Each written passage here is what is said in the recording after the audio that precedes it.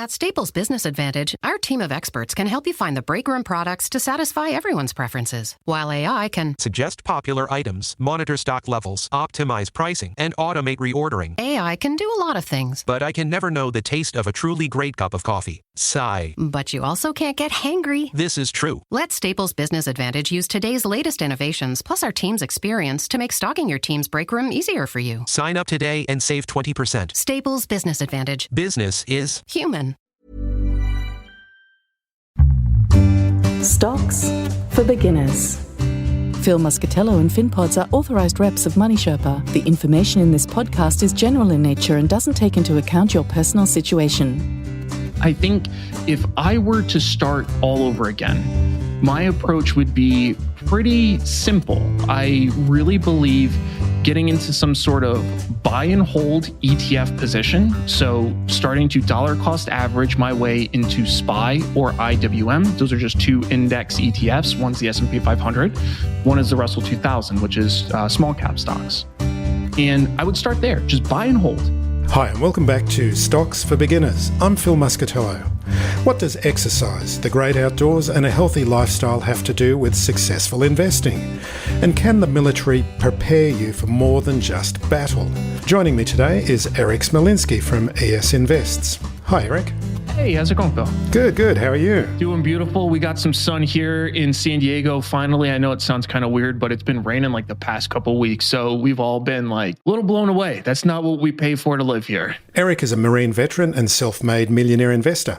He's spent over 30,000 hours honing his craft and outpacing the market for the last 14 years with a 22.8% CAGR. I'm not sure how to pronounce it. How do you pronounce it, Erik? CAGR. Yep, you got it. Previously, when we first met, when we had a little chat before this conversation, you were saying that you have been to Australia and you admire our military and our crocodiles. I do, yeah. So I actually have some really cool photos. I did like one of those boat tours up in the NT, Northern Territory.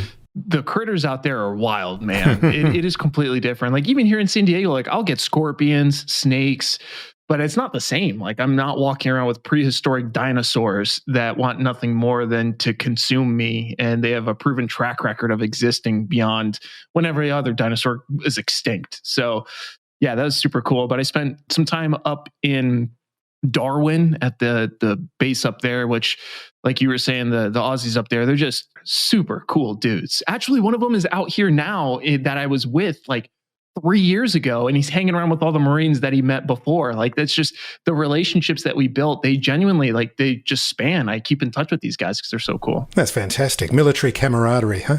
Yeah, absolutely. It's actually pretty funny how far a little bit of combined misery can bind people together.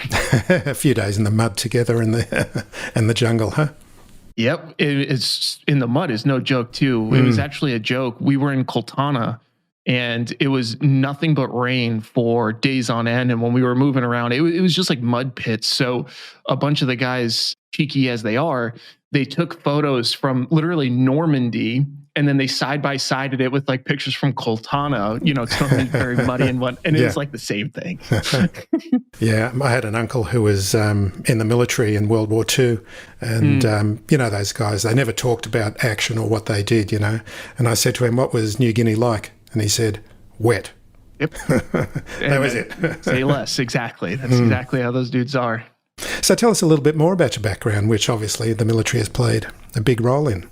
Yeah. So I grew up in New York. So I had a single mom and an alcoholic father. My dad actually died like 4 years ago, essentially from drinking himself to death. So he was a loving dude, but not in the picture too much. And I just essentially saw my mom, and she hustled. She worked real hard. She was a contractor. She's a physical therapist for kids with disabilities. So I've always admired that, but she's always been a contractor.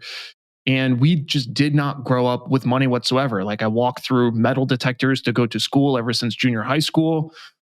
Did not grow up in a nice area. Not bad. I'm always very careful to make the differentiation. We were not impoverished there. I'm still super, super, super fortunate with where we grew up, but it just wasn't advantaged in many ways, in my opinion. So, I spent some time in high school. I saw my brother join the Marine Corps. He enlisted, and I went to his graduation from boot camp, and I was just I loved it. And I was in junior ROTC at the time. And I started in ninth grade, kept doing that. And I had a mentor that he introduced me to investing. Then he, heard that I wanted to join the Marine Corps. And he guilted me into applying for a Marine Corps scholarship because I was just going to enlist like my brother did.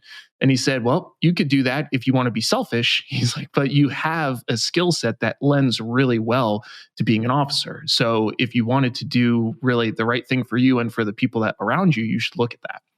I did, ended up getting a scholarship. And that's the only reason why I went to school. Wasn't going to happen otherwise. We didn't have that kind of money. The way I explain it to people is like in my mom's bathroom, I literally could see through the floor into the basement, and we didn't have the money to fix that. All of that kind of painted a really interesting initial relationship with money. And I'm very thankful for it, to be completely honest with you, because it made me appreciate what not having money looks like. And then also, as I've developed wealth over time, I truly appreciate it. And it's not just the things that I can buy, but it's also the capacity to take care of my family and things like that. So after high school, went to college, did ROTC there. Then I joined the Marine Corps, did 6.5 years, mostly out here in Camp Pendleton. And then I got out of the Marine Corps. I worked at Deloitte, which is a consulting firm. I actually think you guys have it out there too. Yeah. Worldwide. Yeah. Yeah. So worked at Deloitte for 2 years in management consulting just to learn how the world worked. And then that's when I decided during COVID, start a YouTube channel because I'm kind of an evangelist for a handful of things, one of which is investing. And yeah, that's really where I'm at now. So you mentioned two mentors to me in our previous conversation. Who was the other mentor and how did they help you out and what did you learn from them? Yeah. So like you were saying, the first mentor is the one that kind of introduced me to the concept of investing because I didn't know what it was. The only thing I was doing when I was in high school, really in junior high school, I started working when I was like 13 and I started by splitting wood for a local family friend. And then I just started working a bunch of different odd jobs because if nothing else, my mother taught me that in spades, which is work. And she was an active display of that. So that first mentor, he saw me working. He said, what are you doing with all that money? So I'm just saving. And he said, have you thought about investing? So that's how I got started investing. Then I met my second mentor when I was in college.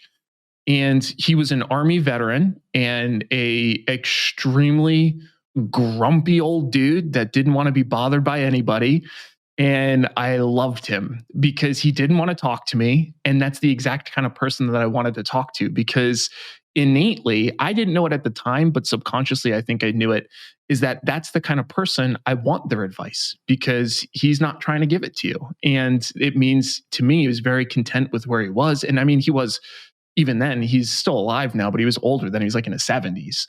So he was just over it and he was just kind of coasting. So when I was telling him about, my master plan for trading, because I started trading derivatives, specifically options, and essentially I thought I was the next genius, I was special, all those things. You were Dunning-Kruger personified, were you? Oh, of course, exactly. I mean, anything I touched was just gold. And two things. He said, the first thing is don't let a bull market confuse you with brains. And the other thing he said is your plan is absolute garbage because you don't have one. And I was like, what do you mean I have a plan? And all he did was start asking me, it was like 5 questions and he dismantled everything.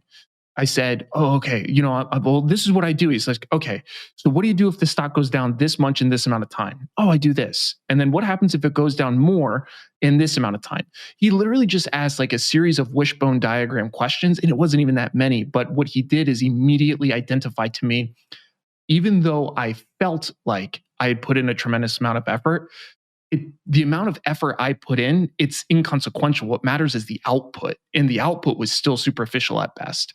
So him completely dismantling my genius plan was probably the best possible thing that could have ever happened to me. And that's the second mentor. I still talk to him today every once in a while. He's still grumpy and I love him. They're great, those grumpy dudes, aren't they? Because it's like you say, they're not going to give you advice and willingly. They really don't want to help you. So what happened? What was the change in your mindset just coming out of that conversation with him? It was really the depth of the frailty of my plan. really is what it was. I love that. The depth of the frailty of my plan. That should be on every investor's. It should be on every investor's desktop. Yeah, and it's vicious because again, I genuinely did feel like I did put in a lot of effort.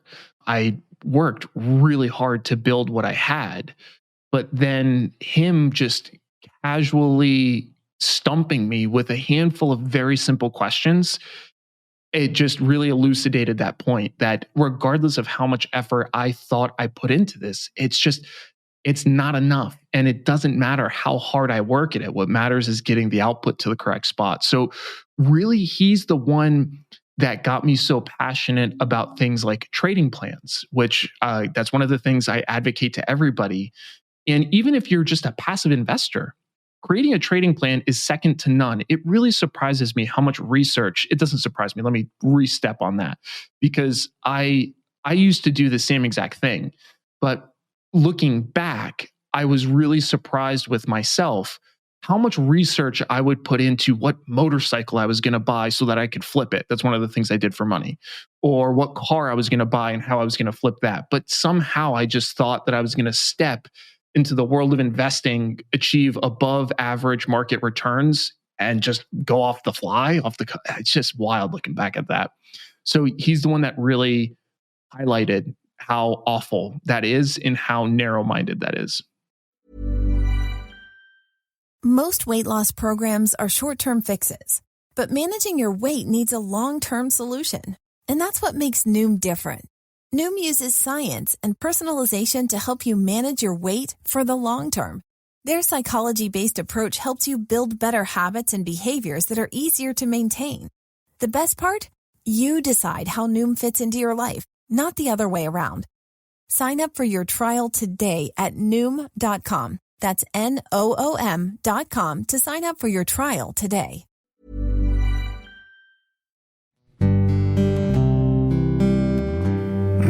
So what were you trading, and how did you actually? What was that first moment, and how did you discover it? Tell me about that process. Yeah, so when I was in 9th grade is the first time I opened up my account, and it's from that first mentor, the junior ROTC instructor. He told me about investing. So I bought a handful of stocks with the money I had. I don't even remember how much it was. It was probably $2,000, $3,000. It was just essentially everything I saved up. And I bought some equities, and one of the worst possible things happened. They immediately went up, and it made trading seem easy. You know, this investing thing's a joke. You know, the only problem I'm going to have is to figure out what to do with all of the money I've amassed by the time I'm 25, because everything apparently only goes up and this is super easy.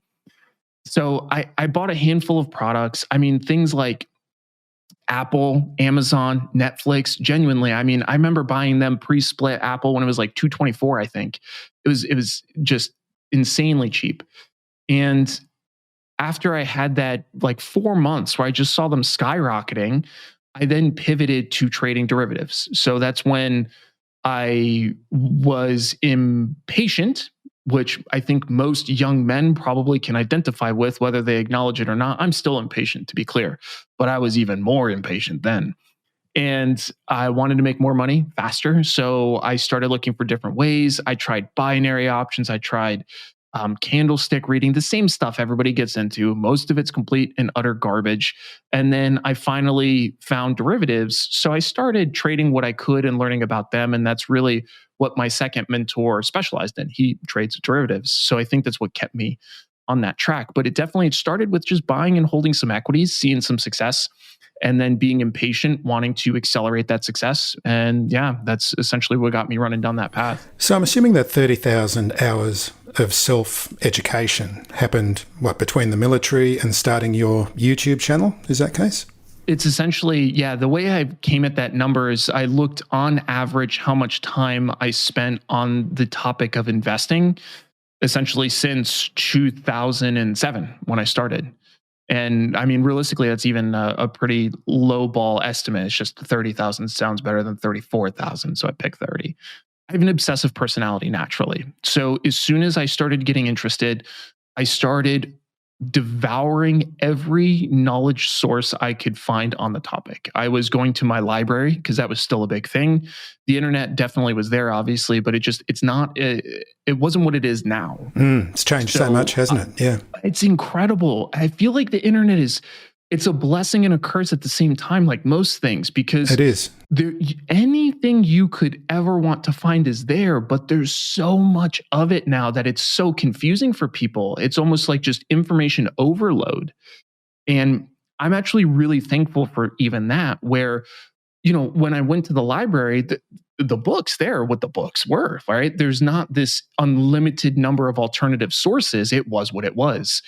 But I came across things like The Intelligent Investor, which any new investor or trader, I really do think it's a great book to read, but man, it's boring. Oh, if you can get through that, you're doing okay, because it's so boring. And the other thing I had an issue with that book is just a lot of this stuff is pretty old. That's not to say that it's not pertinent. A lot of it still is, but I mean, they're still talking about constructing portfolios where bonds are yielding pretty heartily and you want them in your portfolio. Whereas now you're still like, not really. I don't necessarily think that's a great idea. So yeah, that's how it evolved. Was I saw that initial success, and then I just wanted to learn literally everything about it. That's just kind of how I naturally operate with most of my hobbies, actually. Yeah. And so you did pretty well out of it during that period of time as well, presumably. I did. So I was really fortunate because when I first started trading in 2007, like I said, I saw that initial success, and then I happened to want to start actively trading. So to do that, I didn't have a bunch of capital that I could dump into the account. So I had to liquidate the account to start trading. That coincided literally haphazardly with the '08 crash. I happened, and I am so clear about that because this was no sort of premeditation. It was pure dumb luck that I moved to cash to start trading right as that crash started. So as soon as that crash started, I just sat and did nothing because I didn't know what to do. And I started trading some bearish strategies because I learned a handful of them, and it was all defined risk. So I did okay, not great, but I didn't get ran over like most people did. And again, to reemphasize, it truly was just happenstance. So it was a little big short, was it? Yeah, exactly. I think that's the exact way to frame it. Once I saw the crash starting to happen, again, I was just really trading with what the broader market was doing. I wasn't doing any sort of, complex strategy development. I didn't have the acuity for it yet. So I was still mostly just trading directionally, and that's about it. But luckily, during 2008, 8 and 9, the direction was pretty clear. It wasn't that difficult. And I didn't have a lot of bad scars. I noticed that with a lot of new traders, where if you talk to them about trading something to the short side or to the downside, it's like it's Spanish. It's a completely different thing. If they're English speakers, it's a completely different thing for them. And for me, it wasn't. It was like, oh, okay, well, if I can do this when it goes up, then I'll just do this when it goes down. And that worked out pretty well. And from there, it's just been a constant refinement. I was actually just talking with my wife about this. It's kind of hilarious. Most things that I do, if I look back at them, like even 2 years, if I look back at what I did, I'm literally embarrassed. Even now, I'm still embarrassed. Like if I look at my jujitsu, if I had tape of my jujitsu 2 years ago, it would be embarrassing. And I always attribute that to two things. And I generally think it's a good thing. It means that my standard is continuing to rise and my skill set is continuing to rise. But looking back at my early trading, some of the things were genuinely okay, like trying to trade the trends and things like that. But I just look back and I think there's so much that was just not good. We should just say at this point that we are talking to beginners at the moment, and this kind of trading can be very risky. Absolutely. And so we're not encouraging anyone just to go in and start trading options straight away without knowing anything about what they can do, because totally agree. You can so easily blow up your account. What would you suggest to someone, say someone who's just starting to become interested in markets, and they are starting to become interested in using technical analysis and trading trends like yourself? Where is the best place to start? As well as with your YouTube channel, obviously. And I mean, to talk me out of that, my channel is not a good place to start because Okay. it's not that it's all super technical. I do have some introductory stuff there, but I think a lot of people, I was actually talking to some of my audience members to like understand where they're at with trading and things like that a little bit more. And I've learned actually a pretty commonality between most of them. And it's most of them already went through what I like to call the initial phase, which I went through. The initial phase is when you want to make a bunch of money really quick and you're going to try things like candlestick reading. You're going to try things like day trading. You're going to try all those sorts of things until you get burned enough. And then you become a little bit disenfranchised. And then you realize, okay, I probably need to do something else. And most of my audience falls into that other bucket. So there are people that want to actively trade, already tried the stuff that always seems good to all of us, but really isn't. And then they're disenfranchised a little bit and they're looking for like the truth behind this stuff. And not that my way is quote unquote the truth, but I talk about what most of the finance space doesn't talk about, like things like hard work, so hard, smart work. The fact that it doesn't matter if you spend 2,000 hours on something, you're not guaranteed success. You still need to be smart about it. And that's disenfranchising to some people, but in my opinion, it's the reality. So to get to your question, I think if I were to start all over again, my approach would be pretty simple. I really believe getting into some sort of buy and hold ETF position. So starting to dollar cost average my way into SPY or IWM. Those are just two index ETFs. One's the S&P 500. One is the Russell 2000, which is small cap stocks. And I would start there, just buy and hold. And the reason for that is I think a lot of people, at least for me, again, going back to that level of impatience, I wanted to trade because I didn't want to lose time. I was nervous that if I didn't start, I would lose time. But the problem is the only thing I did was move the goalpost backwards sometimes because I'm taking trades that I don't fully understand yet because of that impatience. So what I would do is set up that buy and hold portfolio so that it's working in the background. It's already going for me. And I would learn about super basic option strategies. I would do things like a cash secured put or a covered call. And then that's it. I would start by understanding those concepts and then applying those other analysis aspects like you're talking about. Technical analysis still applies to index ETFs. You're not going to do a bunch of fundamental analysis. You could do some, but because they're index ETFs, they have very broad profiles. It means that they're built up of a lot of individual stocks. So the SPY has all 503 large cap S&P 500 stocks, from the US. And then the same thing for the Russell 2000. Like I said, it's 2,000 small caps stocks from the US. So I think setting up that buy and hold is the first step. And then I would paper trade. All of these ideas that you come across, chat rooms, Twitter, Discord, wherever you interact, Reddit, I would track them all down. Start your trading plan, which seems a little overwhelming at first, but the way that I would think about a trading plan if I was first starting was just sketch out my thoughts. I think support and resistance works. This is how I determine support and resistance. This is how I think I would trade it. This is what happened when I traded it. And I would do it in a paper account, which is fake money. It's like monopoly money, but it's a way to simulate different things. And what I've learned, I still paper trade now. I just passed my 15th full year of trading, and I beat the market handedly last year. Last year was a good year for me. And I still paper trade. And the reason for that is it gives me an opportunity to get initial kinks out of the way so that I'm not burning real money. I think that's a really important differentiation. There's just a lot of people that just bash paper trading because it's not real. They'll say you'll never get the full emotional cycle. And I don't disagree with them. But I use the military as an example. Just because I train in peacetime to go to combat, and that's not real. I'm training in peacetime. I'm not getting shot. I'm going to go home and have pizza that night, maybe some beer, and it'll all be okay. Should I not do that because it's not actual war? I argue no. I argue it's really good. It'll never fully simulate actual war, but it gets me through those initial phases so that when you do need to adjust rapidly to a kinetic environment, you're not starting from zero. You have a baseline on some things, and it's never a perfect substitute, but it's good to do, in my opinion. So that's really what I would do. Buy and hold, practice some really basic option strategies, cash secured put into a covered call. That's really called a covered strangle. It's one of my favorite strategies. I still use that all the time now. And paper trade it. So a covered call, that's a covered strangle as well, is it? Is that like where you own the underlying stock and you sell a call option on your underlying holding? Is that how that one works? With the cash secured put as well. Oh, with a cash secured put as well. Yeah. So the way it would work is you would sell a cash secured put, then you would have long stock, and then you would have a short call as well. So for anybody that's completely new to options, essentially if you sell a covered call, you're giving up some upside potential, but you collect money up front.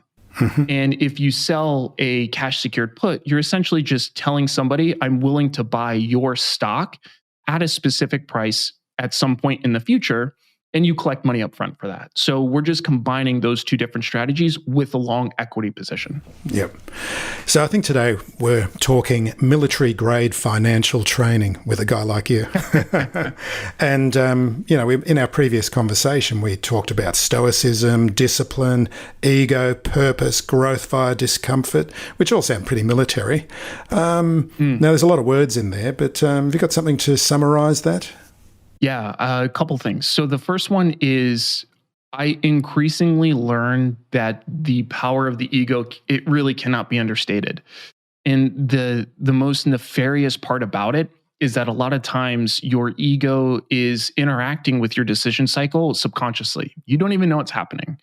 If there's a point in time where you want to do something and you know in your higher brain that that's not the right thing to do, and you try to redirect you somewhere else, there's a lot of subconscious processing that's happening. Then there's the internal negotiations and things like that. And a lot of times they're based on good things.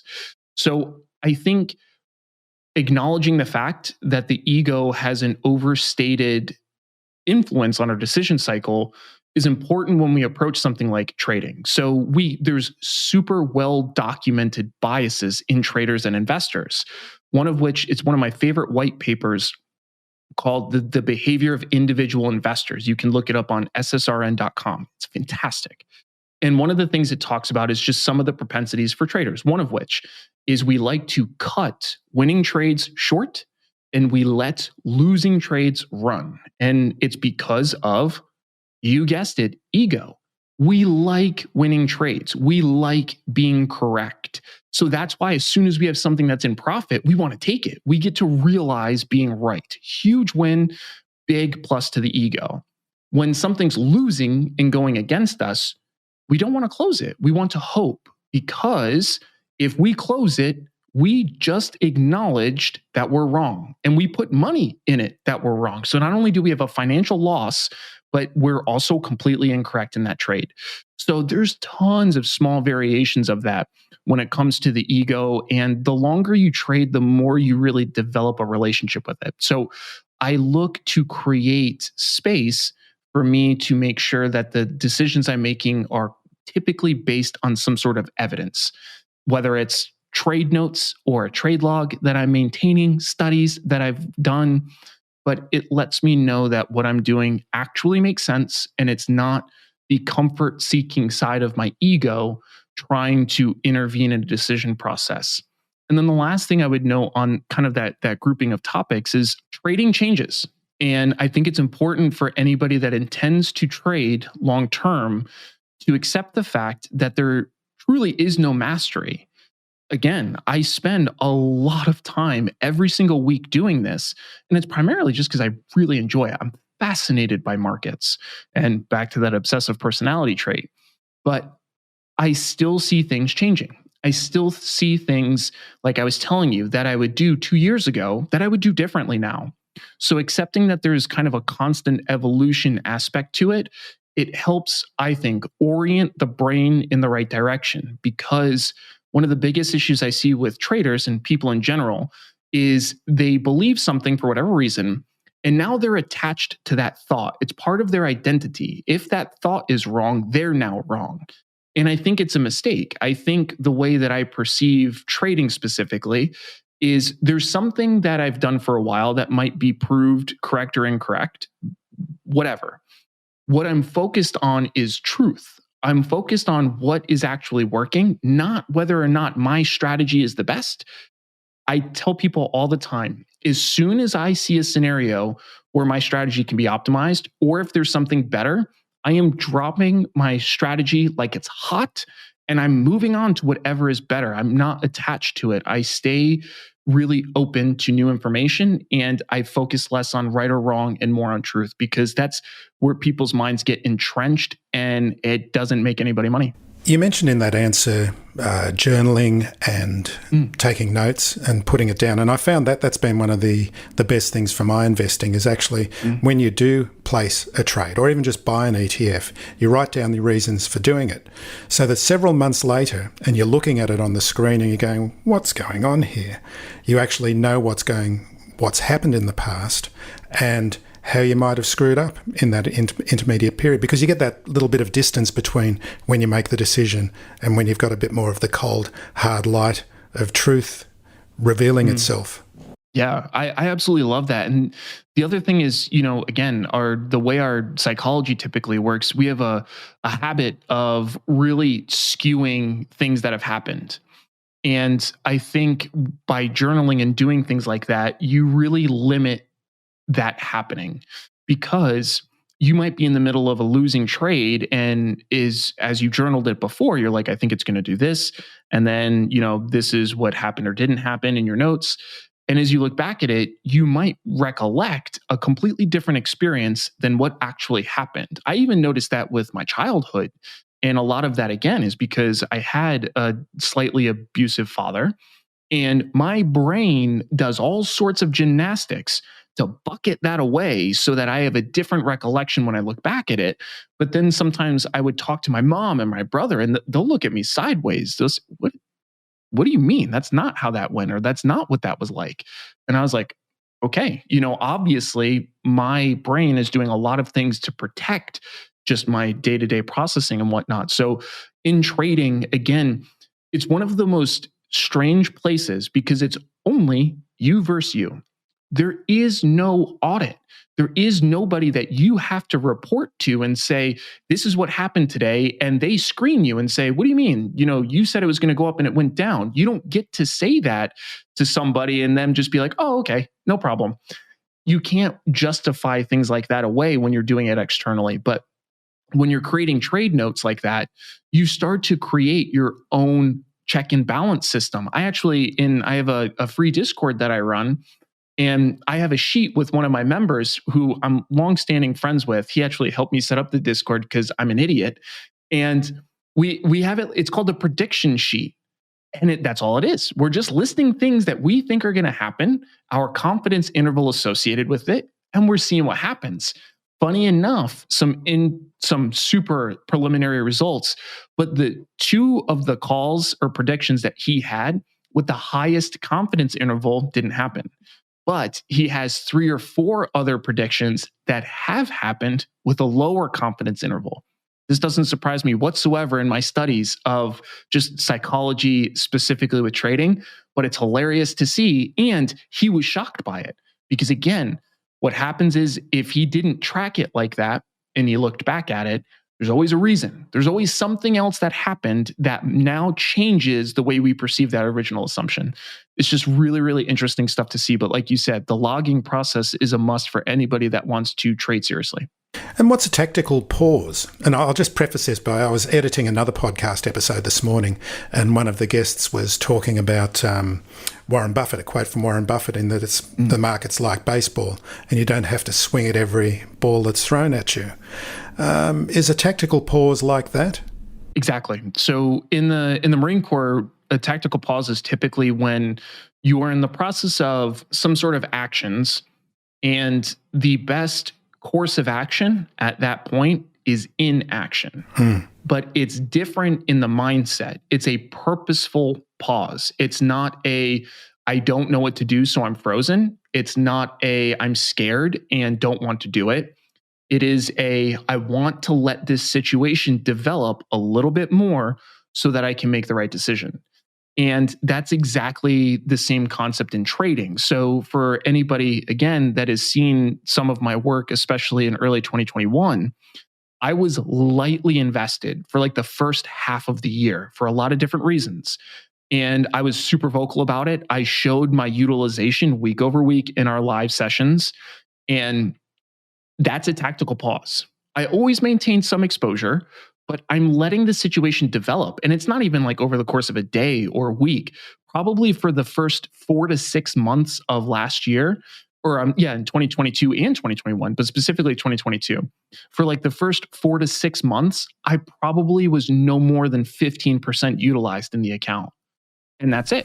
That's me keeping my cash on the side, taking a tactical pause, allowing the market to develop a little bit more so that I can really apply the correct approach for the market as I saw it, because a lot of what we saw last year was very novel. There's so much noise. You referred to this previously as in our conversation about how many channels there are, how many podcasts, how many blogs, and you've got the financial media. And a lot of people don't know how to shut out the noise or how to ignore the noise or use it to their benefit.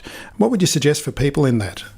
I think it's the same thing when people are looking to start trading. There really is a pretty important element to picking something and sticking with it for at least a defined period of time. It doesn't have to be super long, pick 4 weeks or something. And I think that helps people focus, because without that, there are so many information sources that I even find myself now getting just battered around. If you look at my tab sometimes during the day, I'll have news up from 8 to 12 different places. It's just too much. It literally is just too much. So I think finding whatever your tribe or community is, however you'd like to phrase it, but once you find a group of people, or if it's just yourself or just a friend, or if it's nobody and you just like to create a few information sources, but I would implore people to keep that scope a little constrained. So like the first month of trading, keep it wide open. Look at everything, just drink from the fire hose. It's going to happen no matter what. But hopefully after a few months, you start to narrow down the things that you like, don't like, the opinions that you respect. That's actually one of the things I find pretty funny is a lot of people on Twitter. I like to do Twitter spaces with some of my friends and whatnot. And I'll see all sorts of people in Twitter pontificating about the tenets of successful trading. That's not to say that they're not successful. I don't know. But I do ask myself, how many of these people are successful? And what account size do these people even have? Because if there's somebody that's, with a $500,000 account trying to pontificate at me the correct way to do things, not that I don't believe them, but there's a certain proof in the pudding. And I think it's important to maintain that, because otherwise, and it's not to these people's discredit, most of them are genuinely trying to help. But the problem is a lot of them, they're not even ready to help. They're helping prematurely because helping people feels good. It's why I do these podcasts. It does feel good, but it's to the disservice of folks. So I would make sure that the people that you choose to follow, again, like you put some mental rigor through whether or not they're a viable source for you. And if they make sense. What I like to tell people is, as long as somebody's been trading successfully for 5 years or more, statistically speaking, that's probably an okay person to look at. I personally still wouldn't consider 5 years anywhere near enough. Like the guy, again, that I really used as my mentor, he was probably trading for 40 years. And you don't always get your pick of the litter. I came across him by luck, but especially the people that you see in all of the short content platforms, be super careful. That's not to say that they're bad, but the people that are trying to sensationalize trading, make it look like a game, make it super entertaining, they're in the wrong space. And I would wager that the majority of them have probably been trading less than 5 years. And the reason why I use that metric is that's also from a couple white papers that I've read, one of which is called A Day Trader's Viability. Again, you can find that on SSRN. And it talks about the statistics of day traders and people who are able to succeed in the art of trading for an extended period of time. And the large threshold is 5 years. So I would find sources that you truly value, that you think are legitimate, and then stick with them at least 4 weeks, something like that. Give it a shot if you originally thought it was good. And then if it's time to move to something else, do that. But I would try to keep your scope, at least after you get through that initial fire hose, to like less than 10 sources of information. It's too much otherwise. After that, once you understand how to think on your own, how to process the information on your own and things like that, sure, open back up and explore different things, stay sensitive to different styles. But if you just find yourself too scoped out early on, it's going to be near impossible to develop any meaningful eminence. So if people like you and want to find out more about Erik, how can they do so? They can find me on Twitter at esInvests. I'm on YouTube, the same, at esInvests. Those are really the two main spots. I do have a website for anybody interested. I don't really do much on there, if I'm being honest with you, but it's esinvest.com, and it just links out to everything else, essentially. So Erik, thanks very much for joining me today. It's been a real pleasure speaking with you. Awesome. Thank you for having me. Thanks for listening to Stocks for Beginners. If you enjoy listening, please take a moment to rate or review in your podcast player, or tell a friend who might want to learn more about investing for their future.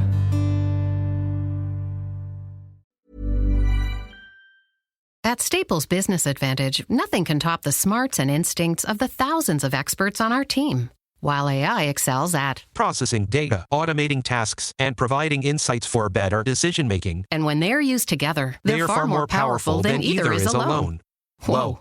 I've never felt more alive. Let Staples Business Advantage use today's latest innovations, plus our team's experience, to make business easier for you. Sign up today and save 20%. Staples Business Advantage. Business is Human.